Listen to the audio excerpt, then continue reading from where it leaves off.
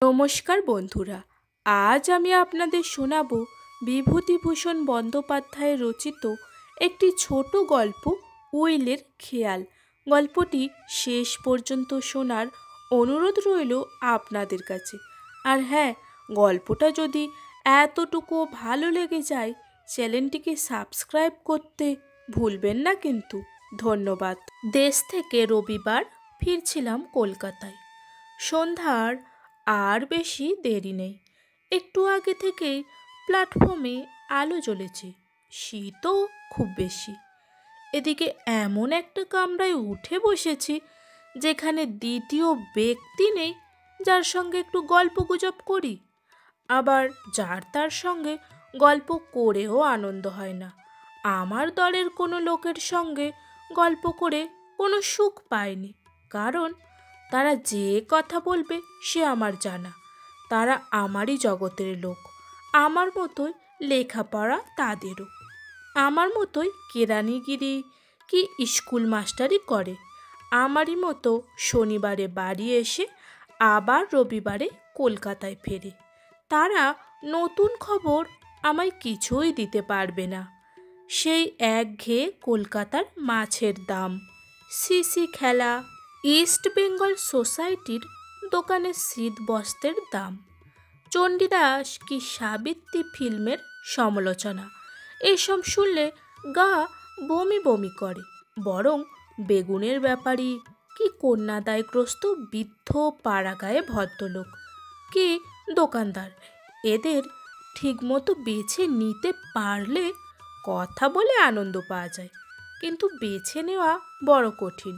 কন্যাদায়গ্রস্ত ভদ্রলোক ভেবে যার কাছে গিয়েছি, অনেক সময় দেখেছি তিনি ইন্স্যুরেন্সের দালাল। একা বসে বিড়ি খেতে খেতে প্ল্যাটফর্মের দিকে চেয়ে আছি।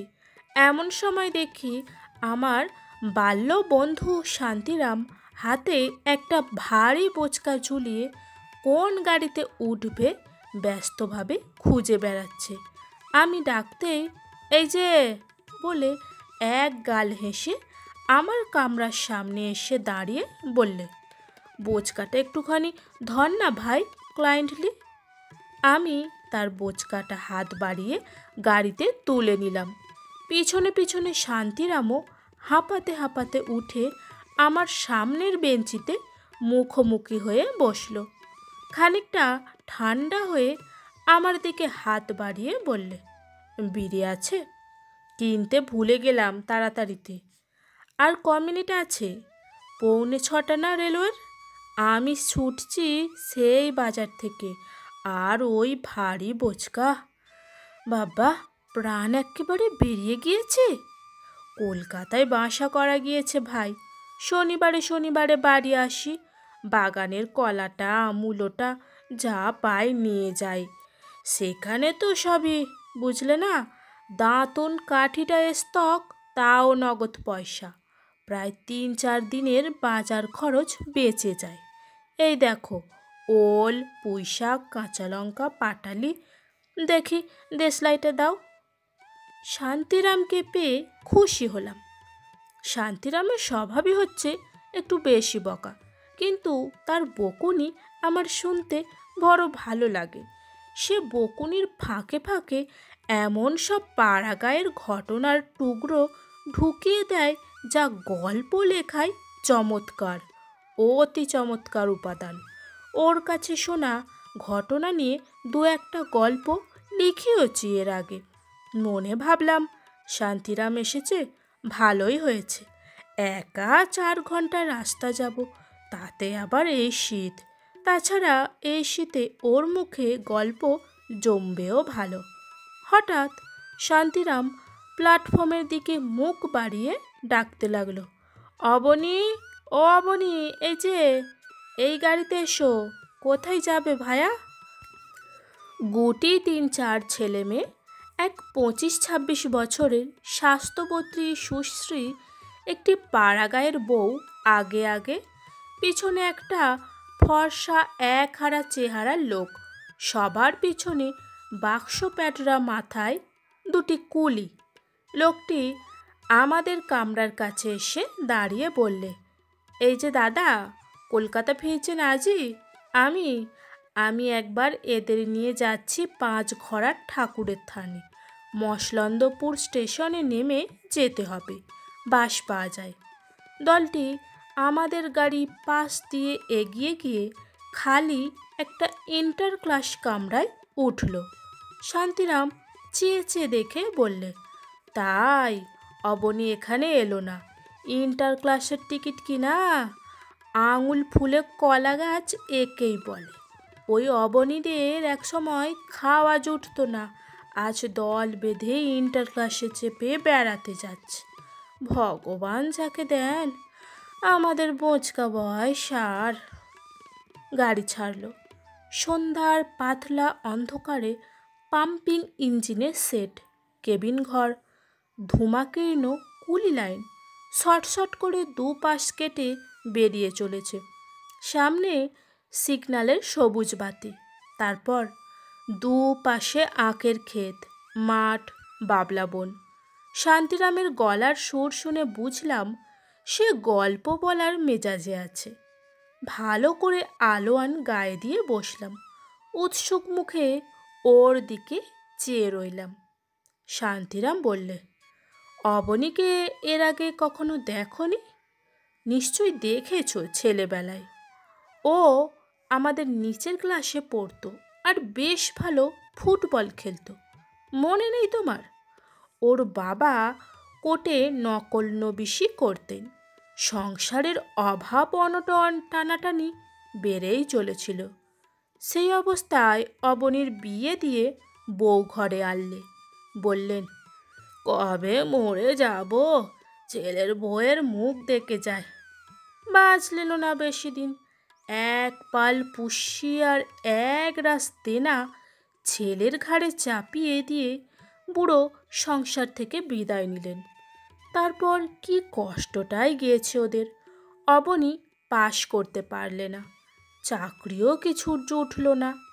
হরিণখালির এক অংশ ওদের ছিল অনেক কাল আগে থেকে, শোলা হতো সেখানে। সেই বিলের শোলা ইজারা দিয়ে যে কটা টাকা পেত তাই ছিল ভরসা। ওদের গায়ে চৌধুরী পাড়ায় নিধিরাম চৌধুরী বলে একজন লোক ছিল। গায়ে তাকে সবাই ডাকত নিশু চৌধুরী। নিশু চৌধুরীর 3 কুলে কেউ ছিল না। বিয়ে করেছিলেন দুবার, ছেলেপুলেও হয়েছিল, কিন্তু টেকেনি। ওর বাবা সেকালের নিমকির দারোগা ছিল, বেশ 2 পয়সা কামিয়ে বিষয় সম্পত্তি করে গিয়েছিল। তা সালিয়ানা প্রায় 1000-1200 টাকা আয়ের জমা। আম কাঁঠালের বাগান, বাড়িতে 3টে গোলা, একটা গোলায় 1.5 পাট 2 পাট করে ধান ধরে, 2টো পুকুর, তেজারতির কারবার। নিশু চৌধুরী ইদানিং তেজারতি কারবার গুটিয়ে ফেলে জেলার লোন অফিসে নগদ টাকাটা রেখে দিত। সেই নিশু চৌধুরীর বয়স হলো, ক্রমে শরীর অপটু হয়ে পড়তে লাগলো। সংসারে মুখে জলটি দেবার একজন লোক নেই। আবার পাড়াগাঁয়ের ব্যাপার জানোই তো, পয়সা নিয়ে বাড়িতে কাউকে খেতে দেওয়া এ রেওয়াজ নেই, তাতে সমাজে নিন্দে হয়, সে কেউ করবে না। নিশু চৌধুরী এখন একবার অসুখে পড়ে দিন কতক বড় কষ্ট পেলে। এসব দিকের পাড়াগাঁয়ের জানো তো ভায়া, না পাওয়া যায় রাঁধুনি বামুন, না পাওয়া যায় চাকর, পয়সা দিয়েও মেলানো যায় না। দিন 10-12 ভুগবার পরে উঠে একটু সুস্থ হয়ে একদিন নিশু চৌধুরী অবনীকে বাড়িতে ডাকলে। বললে, বাবা অবনী, আমার কেউ নেই, এখন তোমরা 5 জনই ভরসা। তা তোমার বাবা আমায় ছোট ভাইয়ের মতোই দেখতেন। তোমাদের পাড়ায় তখন যাতায়াতও ছিল খুব, তারপর এখন শরীরও হয়ে পড়েছে অপটু। তোমাদের যে গিয়ে খোঁজ খবর করব তাও পারিনি। তা আমি বলছি কি, আমার যা আছে সব লেখাপড়া করে দিচ্ছি তোমাদের, নাও, নিয়ে আমাকে তোমাদের সংসারে জায়গা দাও। তুমি আমার দিনুদার ছেলে, আমার নিজের ছেলেরই মতো, তোমাকে আর বেশি কি বলবো বাবা। অবনী আশ্চর্য হয়ে গেল। নিশু চৌধুরীর নগদ টাকা কত আছে কেউ অবশ্যই জানে না, কিন্তু বিষয় সম্পত্তি, আয়, ধান এসব যা আছে এ গায়ে এক রায়দের ছাড়া আর কারণ নেই। সমস্ত সম্পত্তি লিখে দিতে চাই নিশু চৌধুরী তার নামে। অবনীর মুখ দিয়ে তো কথাই বেরুলো না খানিকক্ষণ। তারপর বললে, আচ্ছা কাকা, বাড়িতে একবার পরামর্শ করে এসে কাল বলবো আপনাকে। নিশু চৌধুরী বললে, বেশ বাবা বেশ, কিন্তু এসব কথা এখন যেন গোপন থাকে। পরদিন গিয়ে অবনী জানালে এ প্রস্তাবে তাদের কোনো আপত্তি নেই। নিশু চৌধুরী বললে, বৌমা তাহলে রাজি হয়েছে?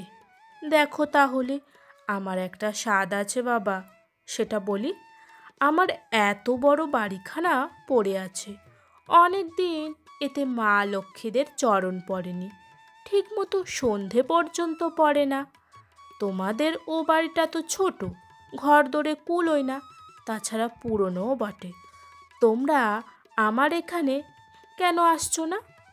তোমারই তো বাড়ি ঘর হবে, তোমাকে সব দিয়ে যখন যাব, তখন এখন থেকে তোমার নিজের বাড়ি তোমরা না দেখলে নষ্ট হয়ে যাবে যে। এ প্রস্তাবেও অবনী রাজি হলো। একটা ভালো দিন দেখে সবাই এ বাড়িতে চলে এলো। অবনীর বউ নিশু চৌধুরীর বাড়ি কখনো দেখেনি, কারণ সে ও পাড়ার বউ, এ পাড়ায় আসবার দরকার তেমন হয়নি কখনো। ঘর বাড়ি দেখে বউ যেমনই অবাক হয়ে গেল তেমনই খুশি হলো। নিশু চৌধুরীর বাবা রোজগারের প্রথম অবস্থায় শখ করে বাড়ি উঠিয়েছিলেন। তখনকার দিনে অবশ্যই সস্তা গন্ডার বাজার ছিল, দেখে অবাক হবার মতো বাড়ি করেছিলেন বটে। পাড়াগাঁয়ের পক্ষে অবশ্যই কলকাতার কথা ছেড়ে দেও, মস্ত দোতলা বাড়ি, ওপরে নিচে বড় বড় 7-8খানা ঘর, বারান্দা, প্রকাণ্ড ছাদ, শান বাঁধানো উঠোন, ভিতর বাড়িতে পাকা রান্নাঘর, ইদারা, বাইরে প্রকাণ্ড বৈঠকখানা, বাড়ির পেছনে বিশাল বড় ফলের বাগান, ছোট্ট একটা পুকুর, বাঁধানো ঘাট। পাড়াগাঁয়ে সম্পন্ন গেরস্ত বাড়ি যেমন হয়ে থাকে তেমনই। ওরা বাড়িতে উঠে এসে জাঁকিয়ে সত্যনারায়ণের পুজো দিলে, লোকজন খাওয়ালে, লক্ষ্মী পুজো করলে। সবাই বললে, অবনীর বউয়ের পয় আছে, নইলে অমন বিষয় সম্পত্তি পাওয়া কি সোজা কথা আজকালকার বাজারে? আবার অনেকেরই চোখ টাটালো। এসব হলো গিয়ে ও বছর ওই ফাল্গুন মাসের কথা। গত বছর বৈশাখ মাসে নিশু চৌধুরী মারা গেল। জ্বর হয়েছিল, অবনী ভালো ভালো ডাক্তার দেখালে। সেই খুলনা থেকে নিপেন ডাক্তারকে নিয়ে এলো, বিস্তর পয়সা খরচ করলে। অবনীর বউ নিজের মেয়ের মতো সেবা করলে, কিন্তু কিছুতেই কিছু হলো না। অবনী খুব ঘটা করে সাধ্য করলে, সমাজ খাওয়ালে। তা সবাই বললে দেখে শুনে যে নিজের ছেলে থাকলে নিশু চৌধুরীর সেও এর বেশি আর কিছু করতে পারত না। তারপর এখন ওরাই সম্পত্তির মালিক। অবনী নিজেই খাটিয়েছিলে, কোনো নেশা ভাঙ করে না, অতি সৎ, কাজেই বিষয় উড়িয়ে দেবে সে ভয় নেই, দেখে শুনে খাবার ক্ষমতা আছে। তাই বলছিলাম, ভগবান যাকে দেন তাকে এমনই করেই দেন। ওই অবনীর বউ আঁচল পেতে চাল ধার করে নিয়ে গিয়েছে আমার মাসিমাদের বাড়ি থেকে, তবে হাঁড়ি চড়েছে। এখন দিনও গেছে ওদের। আমার মাসিমার বাড়ি ওদের একই পাড়ায় কি না, তারই মুখে সব শুনতে পাই। আর তারাই এখন দেখো ইন্টার ক্লাসে। ভগবান যখন যাকে দেন এমনই করেই দেয়। অবনীর বউটি খুব ভালো, অত্যন্ত গরিব ঘরের মেয়ে ছিল, পড়েছিল তেমনি গরিবের ঘরে। সে নাকি মাসিমার কাছে বলেছে, কোনো দিন স্বপ্নেও ভাবিনি দিদি, তাই যখন হলো এখন ভাবি ভগবান সব বাঁচিয়ে বর্তে রাখলে হয়। গরিব লোকের কপাল। বাবা ভরসা করতে ভয় পায় দিদি। প্রথম যেদিন বাড়িতে ঢুকলাম, বাবা, দেখি এ যে রাজবাড়ি, অত বড় জানলা দরজা, এতে আমার ছেলেমেয়েরা বাস করতে পারবে। জানো তো কি অবস্থায় ছিলাম। তোমাদের কাছে আর কি লুকুবো, এ যেন সবই স্বপ্ন মনে হয়েছিল। এখন বোতোটা নেমটা করে 10 জন ব্রাহ্মণের পাতে দুমুঠো ভাত দিয়ে যদি ভালোই ভালোই দিনগুলো কাটাতে পারি, তবেই তো মুখ থাকে লোকের কাছে। সেই আশীর্বাদও করো তোমরা সকলে। সন্ধ্যার অন্ধকার চারিদিকে খুব গাঢ় হয়েছে। ট্রেন হু হু করে অন্ধকার মাঠ, বাঁশবন, বিল, জলা, আখের ক্ষেত, মাঝে মাঝে ঘন অন্ধকারের মধ্যে জোনাকি জলা ঝোপ পার হয়ে উড়ে চলেছে। মাঝে মাঝে ছোট ছোট গ্রাম, খড়ে ছাওয়া বৃষ্টিষ্টা চালাঘর এক জায়গায় জড়াজড়ি করে আছে। 2-4-10টা মিটমিটে আলো জ্বলে অন্ধকারে ঢাকা, গাছপালায় ঢাকা গ্রামগুলোকে কেমন একটা যেন রহস্যময় রূপ দিয়েছে। একটা বড় গ্রামের স্টেশনে অবনী তার বউ ও ছেলে মেয়েকে নিয়ে নেমে গেল। স্টেশনের বাইরে একখানা ছাইওয়ালা গরুর গাড়ি দাঁড়িয়ে আছে, বোধহয় ওদেরই জন্য। অবনীর বউকে এবার প্ল্যাটফর্মের তেলের লণ্ঠনের আলোয় দেখে আরও বেশি করে মনে হলো, না, মেয়েটি সত্যিই সুন্দরী। বেশ ফর্সা রং, সুঠাম বাহু দুটির গঠন, চলনভঙ্গি ও গলার সুরের সবটাই মেয়েলি। এমন নিখুঁত মেয়েলি ধরনের মেয়ে দেখবার একটা আনন্দ আছে, কারণ সেটা দুষ্প্রাপ্য। ট্রেনখানা প্রায় 10 মিনিট দাঁড়িয়ে রইল। একজন লোক হারকিন লণ্ঠন নিয়ে ওদের এগিয়ে নিতে এসেছিল। ওরা তার সঙ্গে স্টেশনের বাইরে যেতে গিয়ে ফটক খোলা না পেয়ে দাঁড়িয়ে রইল, কারণ যিনি স্টেশন মাস্টার তিনি বোধহয় টিকিট নেবেন যাত্রীদের কাছ থেকে। ফটকে চাবি দিয়ে তিনি গার্ডকে দিয়ে প্ল্যাটফর্মের মধ্যে আধারে লণ্ঠনের আলোয় কী সব কাগজপত্রে সই করছিলেন। তারপর ট্রেন আবার চলতে লাগলো। আবার সেই রকম ঝোপঝাড়, অন্ধকারে ঢাকা ছোটোখাটো গ্রাম, বড় বড় বিল, বিলের ধারে বাগদিদের কুড়ে। আমার ভারী ভালো লাগছিল। এসব অজানা ক্ষুদ্র গ্রামে ঘরে ঘরে অবনীর বইয়ের মতো কত গৃহবধূ ভারবাহী পশুর মতো উদয়াস্ত খাটছে। হয়তো পেট পুড়ে দুবেলা খেতেও পায় না। ফর্সা কাপড় বছরে পরে হয়তো 2 কি 3 বার, হয়তো সেই পুজোর সময় একবার। কোনো স্বাদ আহ্লাদ মনের পূর্ণ হয় না। কিছু দেখে না, কিছু জানে না, বোঝে না। মনে বড় কিছু আশা করতে শেখেনি। বাইরের দুনিয়ায় কিছু খবর রাখে না। পাড়া গায়ের ডোবার ধারের বাঁশ গাছের ছাওয়ায় জীবন তাদের আরম্ভ। তাদের সকল সুখ দুঃখ আনন্দ আশা নিরাশার পরিসমাপ্তি ওইখানেই। অবনীর বউ গৃহস্থ বধূদেরই একজন, অন্তত ওদের একজনও তাদের সাধের স্বর্গকে হাতে পেয়েছে। অন্ধকারের মধ্যে আমি বসে বসে এই কথাই ভাবছিলাম। আমি কল্পনা করবার চেষ্টা করলাম অবনীর বউকে, যখন সে প্রথম নিশু চৌধুরীর বাড়িতে এলো। কি ভাবলে?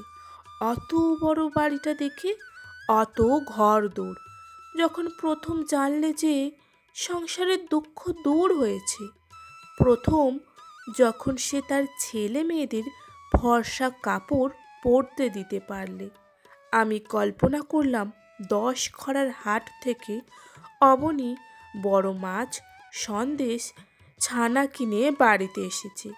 অবনীর বউ এই প্রথম সচ্ছলতার মুখ দেখল। তার সে খুশি ভরা চোখ মুখ অন্ধকারের মধ্যে দেখতে পাচ্ছে। ট্রেন আর একটা স্টেশনে এসে দাঁড়িয়েছে। শান্তিরাম আলোয়ান মুড়ি দিয়ে জড়সড় হয়ে বসে আছে, মাঝে মাঝে ঢুলছে। স্টেশনে পানের বোঝা উঠছে। শান্তিরামকে বললাম, শান্তিরাম, ঘুমোচ্ছ নাকি? আমি একটা গল্প জানি, ঠিক এই রকমই। তোমার গল্পটা শুনে আমার মনে পড়েছে, সেটা শুনবে? কিন্তু শান্তিরাম এখন গল্প শুনবার মেজাজে নেই। সে আরামে ঠেস দিয়ে আরও ভালো করে মুড়ি সুড়ি দিয়ে বসলো। সে একটু ঘুমোবে এখন। পূর্ণবাবুর কথা আমার মনে পড়েছে শান্তিরামের গল্পটা শুনবার পরে। এখন পূর্ণবাবু আমিন ছিলেন, পাটনায় আমরা একসঙ্গে কাজ করেছি। পূর্ণবাবুর বয়স তখন ছিল 50 কি 52 বছর। লম্বা রোগা চেহারা, বেজায় আফিম খেত, দাঁত প্রায় সব পড়ে গিয়েছিল, মাথার চুল সাদা, নাক বেশ টিকালো। অমন সুন্দর নাক কিন্তু আমি কম দেখেছি। রং না ফর্সা না কালো। পূর্ণবাবু কম মাইনে পেত। এখানে কোনো রকমে চালিয়ে বাড়িতে তার কিছু টাকা না পাঠালেই চলবে না। কাজেই তার পরনে ভালো জামা কাপড় কোনোদিনও দেখিনি। পূর্ণবাবু নিজে রেঁধে খেত। একদিন তার খাবার সময় হঠাৎ গিয়ে পড়েছি, দেখি পূর্ণবাবু খাচ্ছে শুধু ভাত, কোনো তরকারি কি শাক কি আলু ভাতে কিছুই না, কেবল এক তাল সবুজ পাতা লতা বাটা ওষুধের মতো দেখতে কি একটা দ্রব্য ভাতের সাথে মেখে খাচ্ছে। জিজ্ঞাসা করে জানলাম, সবুজ রঙের দ্রব্যটা কাঁচা নিম পাতা বাটা। পূর্ণবাবু একটু অপ্রতিভ সুরে বললেন, নিম পাতা বাটা এত উপকারী, বিশেষ করে লিভারের পক্ষে। ভাত দিয়ে মেখে যদি খাওয়া যায়, আমি আজ 2 বছর ধরে আগে খেয়ে দেখেন, শরীর বড় ঠান্ডা রাখে। তাছাড়া কি জানেন, যত লোভ বাড়াবেন ততই তো বাড়বে, তাই না? উপকারী দ্রব্য তো অনেকই আছে। ডাল ঝোলের বদলে কুইনাইন মিক্সচার ভাতের সঙ্গে 2 বেলা মেখে খাওয়ার অভ্যাস করতে পারলে দেশের ম্যালেরিয়ার সমস্যার একটু সুসমাধান হয়, তাও স্বীকার করি। কিন্তু জীবনে বড় বড় উপদেশগুলো চিরকাল লঙ্ঘন করে চলে এসে আজ নীতি ও স্বাস্থ্য পালন সম্বন্ধে এত বড় একটা সজীব আদর্শ চোখের সামনে পেয়ে খানিকক্ষণের জন্য নির্বাক হয়ে গেলাম। আর একদিন দুদিন নয়, 2 বছর ধরে চলছে এ ব্যাপার, ভাবা যায়? একদিন পূর্ণবাবু নিজের জীবনের অনেক কথা বললেন।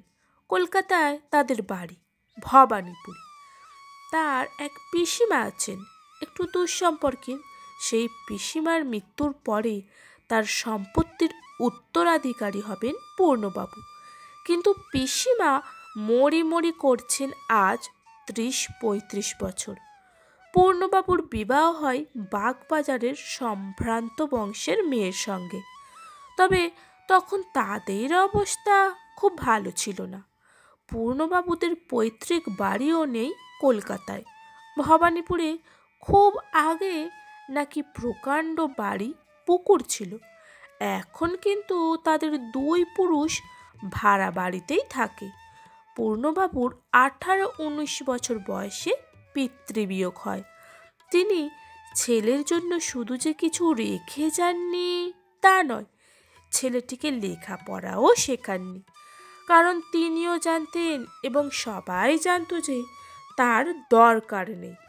অত বড় সম্পত্তির যে মালিক হবে 2 দিন পরে, তার কি হবে লেখাপড়া শিখে? ছেলেটিও হওয়া পর্যন্ত তাই জানতো বলে লেখাপড়া শিখবার চেষ্টাও ছিল না। পূর্ণবাবুর শ্বশুরও তাই ভেবে মেয়েকে ওই গরিব ঘরে দিয়েছিলেন। পূর্ণবাবুর বাবা তো মারা গেলেন। পূর্ণবাবুর ঘাড়ে রেখে গেলেন সংসার, নববিবাহিতা পুত্রবধূ আর অল্প কিছু দেনা। কিন্তু পূর্ণবাবুর ক্রেডিট তখন পুরো মাত্রায়। কি বাজারে, কি বন্ধু বান্ধব মহলে। টাকা হাত পাতলেই পাওয়া যায়, ধারে দোকানে জিনিস পাওয়া যায়, নিত্য নতুন বন্ধু জোটে। পূর্ণবাবু খুশি, পূর্ণবাবুর তরুণী বউ খুশি, আত্মীয় স্বজন খুশি, বন্ধু বান্ধব খুশি। কারণ সবাই জানে বুড়ি আর কদিন, না হয় মেরে কেটে 5টা বছর বাঁচবে। অবশ্যই পূর্ণবাবুর তখন বয়স অনেক কম, সংসারের কিছুই বোঝেন না, জানেন না। মনে উৎসাহ, আশা, আনন্দের উৎসব, চোখের সামনে দীপ্ত ও রঙিন ভবিষ্যৎ, যে ভবিষ্যতের সম্বন্ধে কোনো সন্দেহের অবকাশ নেই, আশঙ্কা নেই, যা একদিন হাতের মুঠোয় ধরা দেবেই। এই অবস্থায় যে যা বুঝিয়েছে পূর্ণবাবু তাই করেছেন। টাকা করে ধার করে দু হাতে উড়িয়েছেন, বন্ধু বান্ধবদের সাহায্যও করেছেন ধারে যতদিন, এবং যতটা নবাবি করা চলে বাকি রাখেননি কিছু। কিন্তু ক্রমে বছর যেতে লাগলো, 2-3 বছর পরে আর ধার মেলে না। সকলে হাত গুটিয়ে ফেললে, পাওনাদারের যাতায়াত শুরু হলো। এই জন্য আরও বিশেষ করে পূর্ণবাবুর বাজারের ক্রেডিট হারিয়ে ফেললেন যে সবাই দেখলে পূর্ণবাবুর পিসিমা ওদের আদেও বাড়িতে ডাকেন না। পূর্ণবাবু ওকে না, পূর্ণবাবুর বউ, ছেলে মেয়ে কাউকেই না। পিসিমার কাছে খাতির পেলে বাজারেও পূর্ণবাবুর খাতির থাকতো। অনেকে বলতে লাগলো পূর্ণবাবুর পিসিমা ওদের দেখতে পারে না, সমস্ত সম্পত্তি হয়তো দেবোত্তর করে দিয়ে যাবে, একটি পয়সাও দেবে না ওদের। পূর্ণবাবুর পিসিমার বিশ্বাস যে এরা তাকে বিষ খাইয়ে মারবে। যত বয়স হচ্ছে এ বিশ্বাস আরও দিন দিন বাড়ছে। এতে করে হয়েছে এই যে পূর্ণবাবুর কি পূর্ণবাবুর স্ত্রীর কি পূর্ণবাবুর ছেলেমেয়ের পিসিমার বাড়ির ত্রিসীমানায় ঘেঁষবার জো নেই। কাজেই অত বড় সম্পত্তির উত্তরাধিকারী হয়েও পূর্ণবাবু আজ 30 টাকা মাইনের আমিনগিরি করছেন। আমি পূর্ণবাবুর এ গল্পে আপনাদের বিশ্বাস করতে বলিনি, কিন্তু সেটেলমেন্ট ক্যাম্পে আমরা একসঙ্গে 1.5 বছরের উপর ছিলাম। এই 1.5 বছরের প্রায় প্রতিদিনই সন্ধ্যায় কি রাতে একসঙ্গে বসবার সুযোগ হলেই পূর্ণবাবু আমায় তার পিসিমার সম্পত্তির গল্প করতেন। কখন কোনটা হয়তো বলে ফেলেছেন 6 মাস আগে, তার মনে থাকবার কথা নয়। আবার আজ যখন নতুন কথা ভেবে বলছেন, তখন সেই কথাগুলিই বলছেন। 6 মাস আগের কাহিনীর সঙ্গে একদম মিলে যাচ্ছে। নানা টুকরো কথার জোড়াতালে মিলিয়ে এই 1.5 বছরে পূর্ণবাবুর সমস্ত গল্পটা আমি জেনেছিলাম। একদিন তিনি বসে আগাগোড়া গল্পটি আমায় বলেননি। সে ধরনের গল্প করার ক্ষমতাও ছিল না পূর্ণবাবুর। সেই 30 থেকে পূর্ণবাবুর দুর্দশার সূত্রপাত হলো। বন্ধুবান্ধব ছেড়ে গেল, শ্বশুর বাড়িতে খাতির কমে গেল, সংসারে দারিদ্র ছায়া পড়ল। 2-1 হিতৈষী বন্ধুর পরামর্শে পূর্ণবাবু আমিনের কাজ শিখতে গেলেন, বউ ছেলেকে বাপের বাড়ি পাঠিয়ে দিলেন। আজ এসব 30 বছর আগেকার কথা। এই 30 বছরে পূর্ণবাবু আমোদপ্রিয়, শৌখিন চিত্র, অপরিণামদর্শী যুবক থেকে কন্যাদায়গ্রস্ত, রোগজীর্ণ, অকালবিদ্ধ, দারিদ্র্যভাবে কুঁজ দেহ 30 টাকা মাইনের আমিনে পরিণত হয়েছেন। এখন আর মনে তেজ নেই, শরীরে বল নেই, খেলে হজম করতে পারেন না, চুল অধিকাংশই পেকে গিয়েছে, কষের দাঁতগুলো পড়ে গেলেও পয়সার অভাবে বাঁধাতে পারেন না বলে গালে টোল খেয়ে যাওয়ায় বয়সের চেয়েও বুড়ো দেখায়। বাড়ির অবস্থাও ততদিক খারাপ। 15 টাকা ভাড়ার তো ঘরে বাস করার দরুন স্ত্রী ছেলে মেয়ে সকলেরই নানা রকম অসুখে ভোগে। অথচ উপযুক্ত চিকিৎসা হয় না।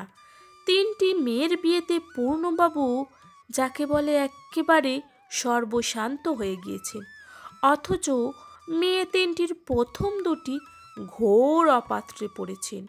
বড় জামাই বউবাজারে দর্জির দোকানে কাজ করে, ঘোর মাতাল, কুচরিত্র, স্ত্রীকে বাড়িতে প্রায়ই মারধর করে, তবুও সেখানে মেয়েকে মুখ গুজে পড়ে থাকতে হয়।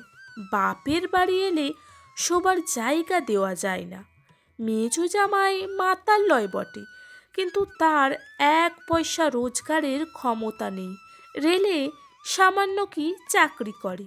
সে সংসারে সবাই একবেলা খেয়ে থাকে, তাই নাকি অনেক দিন থেকে নিয়ম, আর একবেলা সকলে মুড়ি খায়। মেজো মেয়ের দুঃখ পূর্ণবাবু দেখতে পারেন না বলে মাঝে মাঝে তাকে বাড়িতে আনিয়ে রাখেন। সেখানে এলে তবু মেয়েটা খেতে পায় পেট পুড়ে 2 বেলা। আজকাল প্রায়ই জ্বরে ভোগে, শরীরও খারাপ হয়ে গিয়েছে। ডাক্তারে আশঙ্কা করছে থাইসিস। বুড়ি পিসিমা কিন্তু এখনো বেঁচে, এখনো বুড়ি গঙ্গা স্নানে যায়, নিজের হাতে রেঁধে খায়। বয়স 90-এর কাছাকাছি, কিন্তু এখনো চোখের তেজ বেশ, দাঁত একটিও পড়েনি। বুড়ি একেবারে অশ্বত্থামার পরমায়ু নিয়ে জন্মেছে। এদিকে যারা মরণের পানে উৎসুক দৃষ্টিতে চেয়ে আছে, তাদের জীবন ভাটিয়ে শেষ হতে চলল। সেটেলমেন্টের কাজ ছেড়ে পাটনা থেকে চলে এলাম। পূর্ণবাবু তখনও সেখানে আমিন। বছর 3 পরে একদিন গয়া স্টেশনে পূর্ণবাবুর সঙ্গে দেখা। দুপুরের পর এক্সপ্রেস আসবার সময় স্টেশনের প্ল্যাটফর্মে পায়চারি করছি। একটু পরেই ট্রেনটা এসে দাঁড়ালো। পূর্ণবাবু নামলেন একটা 2nd ক্লাস কামরা থেকে। অন্য কামরা থেকে 2 জন দারোয়ান নেমে এসে জিনিসপত্রের তদারকে ব্যস্ত হয়ে পড়ল। আমি অবাক হয়ে চেয়ে রইলাম। পূর্ণবাবুর পরনে দামি কাঁচি ধুতি, গায়ে সাদা সিল্কের পাঞ্জাবি, তার উপর জমকালো পাড় ও কলকাদার শাল, পায়ে প্যারিস গার্ডার আটা সিল্কের মোজা ও পামশু, চোখে সোনার চশমা, হাতে সোনার ব্যান্ডওয়ালা হাত ঘড়ি। আমি গিয়ে আলাপ করলাম। পূর্ণবাবু আমায় চিনতে পেরে বললেন, এই যে রামরতনবাবু, ভালো আছেন? তারপর এখন কোথায়? আমি বললাম, আমি এখানে চেঞ্জে এসেছি 3 মাস। আপনি এদিকে তার অদ্ভুত বেশভূষার দিকে চেয়ে আমি কেমন যেন হয়ে গিয়েছিলাম। পূর্ণবাবুকে বেশে দেখতে আমি অভ্যস্ত নই। আমার কাছে সুতির ময়লা ছিট সোয়েটার ও সবুজ আলোয়ান গায়ে পূর্ণবাবু বেশি বাস্তব। তাছাড়া 54-55 বছরের বৃদ্ধের কি বেশ। কি ব্যাপারটা ঘটেছে তা অবশ্য পূর্ণবাবু বলবার আগেই আমি বুঝতে পেরেছিলাম। জিনিসপত্র গুছিয়ে পূর্ণবাবু ওয়েটিং রুমে ঢুকলেন। তিনি সাউথ বিহার লাইনের গাড়িতে যাবেন। গাড়ির এখনও ঘন্টা 2 দেরি। একজন দারোয়ানকে ডেকে বললেন, ভূপন সিং, এখানে ভালো সিগারেট পাওয়া যায় কিনা দেখে এসো, নইলে কাঁচি নিয়ে এসো 1 বাক্স। আমায় বললেন, ওহ, অনেক দিন পরে আপনার সঙ্গে দেখা। আর বলেন কেন, বিষয় থাকলেই হাঙ্গামা আছে। সামনে আসছে জানুয়ারির কিস্তি। তহসিলদার বেটা এখনো 1 পয়সা পাঠায়নি। লিখেছে এবার নাকি কলাই ফসল সুবিধে হয়নি, তাই নিজে যাচ্ছি মহলে, মাসখানেক থাকবো। গাড়িটা এখানে কটায় আসে জানেন? হ্যাঁ, ভালো কথা, এখানে টাইম টেবিল কিনতে পাওয়া যায়। কিনতে ভুল হয়ে গেল হাওড়ায়। আমি জিজ্ঞাসা করলাম, আপনার পিসিমা? দারোয়ান সিগারেট নিয়ে এলো। পূর্ণবাবু একটা সরু ও সুদীর্ঘ হোল্ডার বার করলেন, আমার দিকে একটা সিগারেট এগিয়ে দিয়ে বললেন, আসুন। তারপর সিগারেট ধরিয়ে আরামে ধোয়া ছেড়ে বললেন, পিসিমা মারা গিয়েছেন আর বছর কার্তিক মাসে। তারপর থেকেই বিষয় আশয়ের ঝঞ্ঝাটে পড়েছি। নিজে না দেখলে কি জমিদারি টেকে? আর এই বয়সে ছুটোছুটি করে পারিনি। একটা ভালো কাজ জানা লোকের সন্ধান দিতে পারবেন রামরতন বাবু? টাকা 40 মাইনে দেব, খাবে থাকবে। ওয়েটিং রুমে বসে পূর্ণবাবু 2 বোতল লেমোনেড খেলেন এই শীতকালে। একবার দারোয়ানকে দিয়ে গরম জিলিপি আনালেন দোকান থেকে, একবার নিমকি বিস্কুট আনালেন, আর একবার নিজে স্টেশনের বাইরের দোকান থেকে 1 ডজন কমলা লেবু কিনে আনলেন। আমায় প্রতিবারেই খাওয়ানোর জন্য পিড়াপিড়ি করলেন, কিন্তু আমার শরীর খারাপ, খেতে একেবারেই পারিনি। সে কথা জানিয়ে ক্ষমা চাইলাম। একটু পরেই পূর্ণবাবুর ট্রেন এসে পড়ল। দিন 15-20 পরে আবার বেড়াতে গিয়েছি স্টেশনে। সেদিন শীত খুব পড়েছে, বেশ জ্যোৎস্না রাত, 8টার কম নয়। স্টেশনের রাস্তা যেখানে ঠেকেছে সেখানে চপ কাটলেট চায়ের দোকান থেকে আমায় কি যেন নাম ধরে ডাকলে, ও রামরতন বাবু, এই যে এদিকে। ফিরেছি দেখি পূর্ণবাবু একটা কোণে টেবিলে বসে। পূর্ণবাবুর মাথায় একটা পশমের কান ঢাকা টুপি, শালের কমফোর্টার গলায় জড়ানো, হাতে দস্তানা। আমায় বললেন, আসুন বসুন, কিছু খাওয়া যাক। আজ ফিরে এলাম মহল থেকে, এই রাতের গাড়িতে ফিরবো কলকাতায়। কিছু খাবেন না? না না, খেতে আপনাকে হবেই, কিন্তু সেদিন তো কিছু খেলেন না। এ বয়, ইদারাও। আমাকে জোর করে পূর্ণবাবু চেয়ারে বসালেন। তারপর তার নিজের জন্য যা খাবার অর্ডার দিলেন তা দেখে আমার তো হৃদকম্প উপস্থিত হলো। এত খাবেন কি করে পূর্ণবাবু, তাও এই বয়সে? আর একটা অতি বাজে দোকানে খান আষ্টিক চপ, খান 4 কাটলেট, 1 প্লেট মাংস, পাউরুটি, ডিমের মালেট, পুডিং, কেক, চা। তিনি কিছুই বাদ দিলেন না। আমাকে দেখিয়ে বললেন, এ বাবু কো আসতে 1 প্লেট মটন আর 3 পিস। আমি সবিনয়ে বললাম, আমার শরীর তো জানেন পূর্ণবাবু, ওসব কিছু আমি। আরে তা হোক, শরীর শরীর করলে কি চলে? খান খান, মাংসটা বাবু বেশ রেঁধেছে। কলকাতায় মাংস রাঁধতে জানে না মশাই রেস্টুরেন্ট। আমি ঝাল পছন্দ করি, কলকাতায় শুধু মিষ্টি। খেয়ে দেখুন মাংসটা, কাটলেটেও এরা কাঁচা লঙ্কা বাটা দিয়েছে, ভারী চমৎকার খেতে। এ বয়, আর 2টো কাটলেট। কথাটা শেষ হবার আগেই তার বেজায় কাশির বেগ হলো। কাশতে কাশতে দম আটকে যায় আর কি। একটু সামলে বললেন, বড্ড ঠান্ডা লেগেছে না মহলে, সেই জন্য। বেশ একটু গরম চা চপ খেয়ে দেখবেন, ভারী চমৎকার চপ করেছে। এ বয়।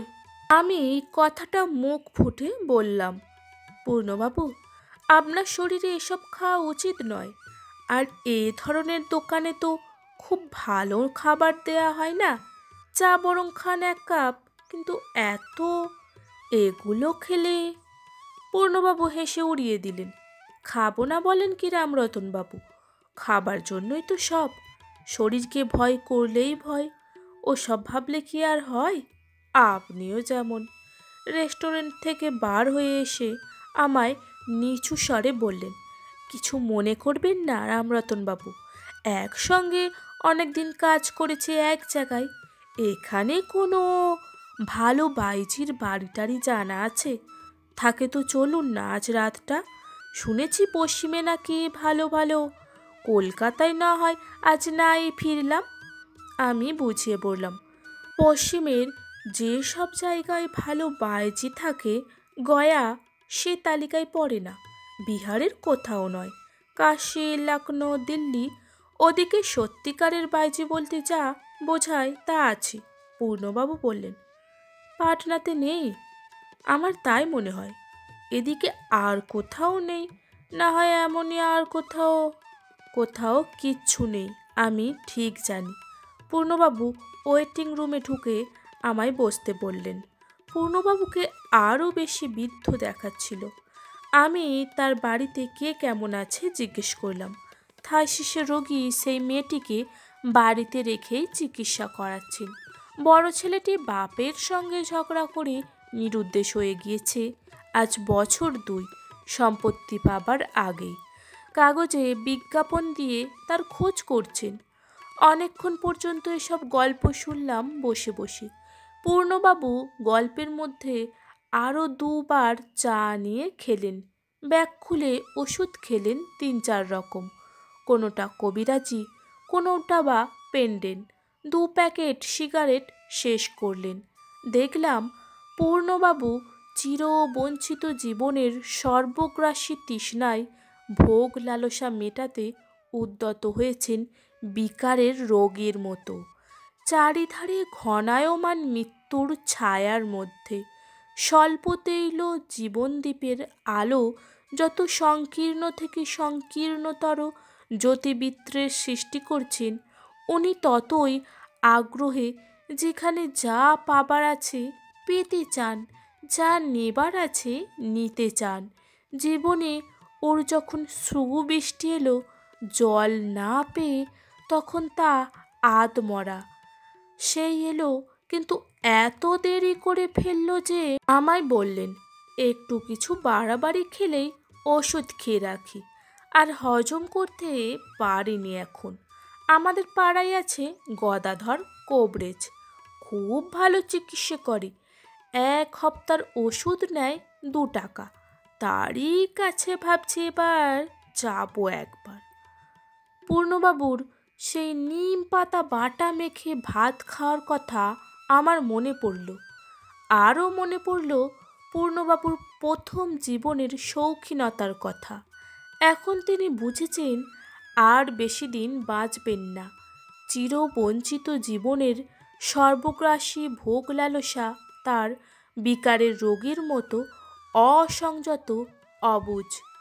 শান্তিরামকে গল্পটা বলবো ভেবেছিলাম, কিন্তু সে দিব্যি নাক ডাকিয়ে ঘুমোচ্ছে। আজ তাহলে এই পর্যন্ত। আমাদের এই ছোট্ট প্রয়াসকে আপনার যদি এতটুকুও ভালো লেগে থাকে, চ্যানেলটিকে সাবস্ক্রাইব করতে ভুলবেন না কিন্তু। ধন্যবাদ।